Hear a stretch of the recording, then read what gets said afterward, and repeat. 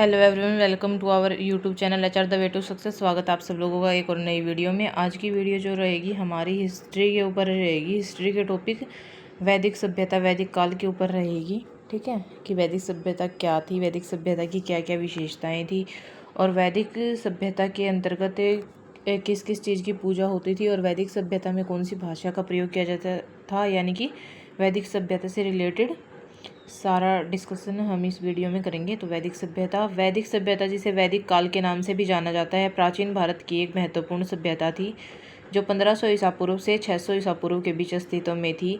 इस सभ्यता का नाम वेदों के नाम पर पड़ा, जो इस काल के प्रमुख धार्मिक और साहित्यिक ग्रंथ हैं। ठीक है, तो वैदिक सभ्यता को वैदिक काल के नाम से भी जाना जाता है, और वैदिक सभ्यता 1500 ईसा पूर्व से 600 ईसा पूर्व तक अस्तित्व में रही। ठीक है, और इस सभ्यता का नाम जो है वेदों के नाम पर पड़ा था। इस काल के प्रमुख धार्मिक और साहित्यिक ग्रंथ भी हैं। संक्षेप में हम बोले तो वैदिक साम्राज्य एक जटिल और समृद्ध सभ्यता थी जिसने भारतीय संस्कृति और धर्म को बहुत प्रभावित किया। वैदिक सभ्यता की विशेषताएं। ठीक है, तो वैदिक साम्राज्य की मुख्य विशेषताएं थी राजतंत्रात्मक शासन प्रणाली, सभा समिति और विद्युत जैसी प्रशासनिक संस्थाएं, और एक ग्रामीण अर्थव्यवस्था जिसमें पशुपालन और कृषि प्रमुख थी। इसके अलावा इस काल में वेदों की रचना हुई जो हिंदू धर्म का आधार बने। ठीक है, तो हम इसको थोड़ा सा डीपली देखेंगे। राजनीतिक व्यवस्था। वैदिक काल में राजतंत्र प्रमुख था जिसमें राजा वंशानुगत होता था, यानी कि उसका बेटा, फिर उसका बेटा, फिर उसका बेटा, लेकिन जनता उसे हटा भी सकती थी। राजा अक्षेत्र विशेष का नहीं बल्कि पूरे जन का प्रधान होता था।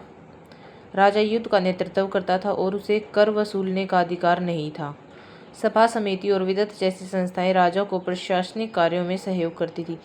तो वैदिक काल है राजतंत्र था जिसमें राजा वंशानुगत होता था, लेकिन जो जनता थी वो उसे हटा भी सकती थी, और राजा एक क्षेत्र विशेष का नहीं बल्कि पूरे जन का प्रधान होता था, और राजा युद्ध का नेतृत्व करता था, उससे कर वसूलने का अधिकार नहीं था। सभा समिति और विद्युत जैसी संस्थाएं राजा को प्रशासनिक कार्यों में सहयोग करती थी। सामाजिक संरचना। वैदिक समाज में वर्ण व्यवस्था थी जिसमें ब्राह्मण, क्षत्रिय, वैश्य और शूद्र शामिल थे। महिलाओं की स्थिति सम्मानजनक थी और वे धार्मिक कार्यों में भी भाग लेती थी। तो सामाजिक संरचना वैदिक काल में ऐसी थी। वैदिक समाज में वर्ण व्यवस्था थी जिसमें ब्राह्मण, क्षत्रिय, वैश्य और शूद्र शामिल थे। महिलाओं की स्थिति सम्मानजनक थी, अपमानजनक नहीं थी, और महिलाएं धार्मिक कार्यों में भी भाग लेती थी। अब आते हैं आर्थिक व्यवस्था। वैदिक अर्थव्यवस्था मुख्य रूप से पशुपालन और कृषि पर आधारित थी। गायों की संख्या संपत्ति का प्रतीक थी। व्यापार वस्तु विनिमय प्रणाली के माध्यम से होता था। वस्तु विनिमय प्रणाली क्या होती थी कि एक वस्तु के बदले दूसरी वस्तु लेना, यानी कि हमने अगर हमारे पास बाजरा है और हमें गेहूँ चाहिए तो, और किसी को बाजरा चाहिए तो हम उसको बाजरा देके उसके बदले में गेहूँ ले लेते थे और उनको बाजरा दे देते थे, यानी कि वस्तु के बदले वस्तु का व्यापार, वस्तु विनिमय प्रणाली होती थी।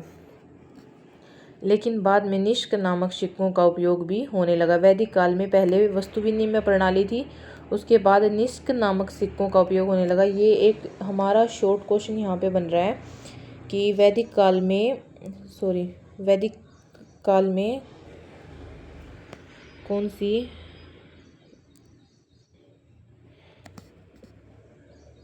वैदिक काल में कौन से नामक सिक्कों का प्रयोग होता था। निष्क नामक सिक्कों का उपयोग होता था। नेक्स्ट चलते हैं। धार्मिक मान्यताएं। वैदिक काल में वेदों की रचना हुई जो हिंदू धर्म के सबसे महत्वपूर्ण धार्मिक ग्रंथ हैं। यज्ञ और बलिदान इस काल के धार्मिक अनुष्ठानों का महत्वपूर्ण हिस्सा थे। धार्मिक मान्यताएं क्या थी। वैदिक काल में वेदों की रचना हुई थी जो हिंदू धर्म के सबसे महत्वपूर्ण धार्मिक ग्रंथ हैं।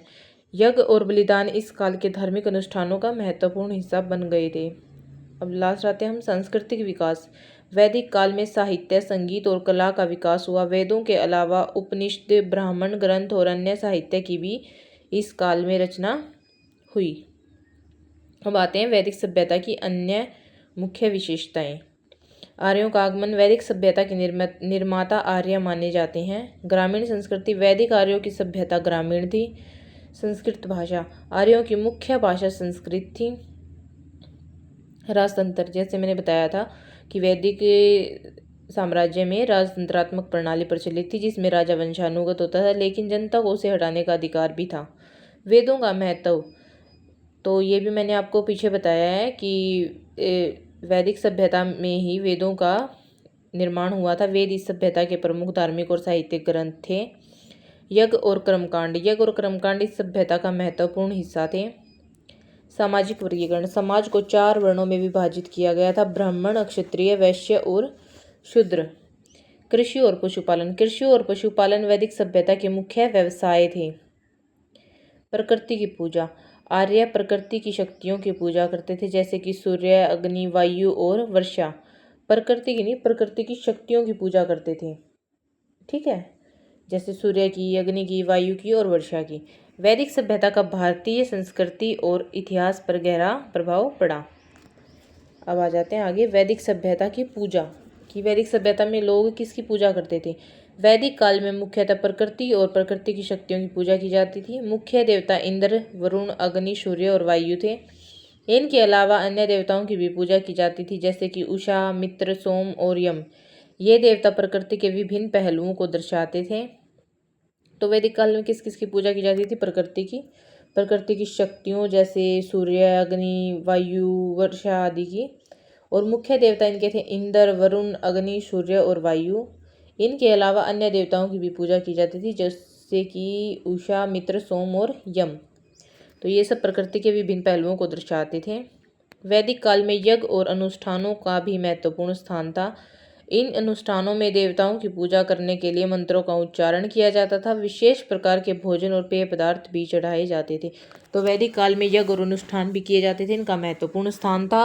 और इन अनुष्ठानों में देवताओं की पूजा करने के लिए मंत्रों का उच्चारण किया जाता था और उनको भोग चढ़ाने के लिए भोजन और पेय पदार्थ भी चढ़ाए जाते थे।